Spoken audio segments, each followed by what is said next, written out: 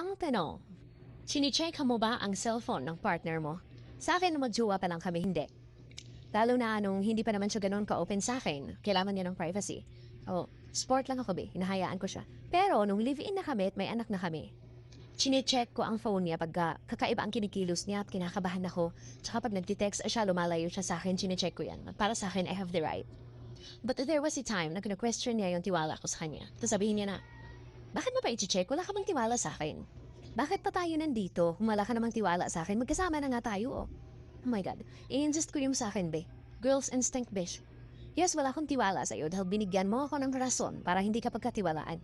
Dahil kung wala ka namang tinatago, ipapakita mo sa akin ang phone mo.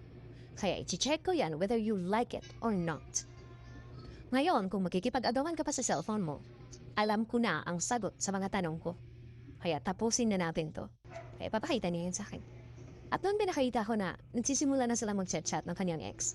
So binalik ko sa kanya yung linyahan niya na, bakit pa tayo nandito? Sabi ko, bakit pa tayo nandito kung hindi ka pa pala tapos? Gusto mo ba ng pamilya o hindi? Kasi ayokong sayangin ang ilang taon ng buhay ko kasama ang isang lalaki na wala namang kasiguraduhan. Kaya para doon sa mga misis na nagdududa na sila sa mister nila, sa live-in partners nila, pero ayaw pa rin nila i-check dahil ayaw nilang masaktan. Pag sinabi nilang, bakit ko ba i-check? Para ano? Para masaktan. Pag ang lalaki magluluko at magluluko yan at magaling ang mga yan magtago. Pero para sa akin ba i-check ko? Para putulin ang dapat putulin. Maghiwalay ang dapat maghiwalay. Kasi pag di mo chinek yan, tapos dumating yung panahon na talagang totoong nagluko, ay be, masasaktan ka pa rin naman. Kaya mabuti na yung maaga.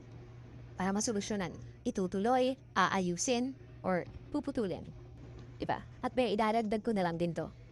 Hindi lahat ng lalaki na nagluloko, nagchat-chat-chat. Lalo na kung alam naman ni girl na married si guy. Dahil yung iba, tawag-tawag.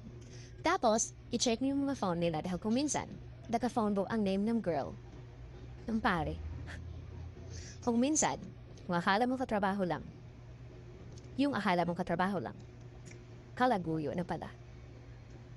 Ayoko mag-overthink kayo, pero ito yung totoo. Kaya mga misis, maging alerto. 24. Maging mapagmatsyag. Matang lawin.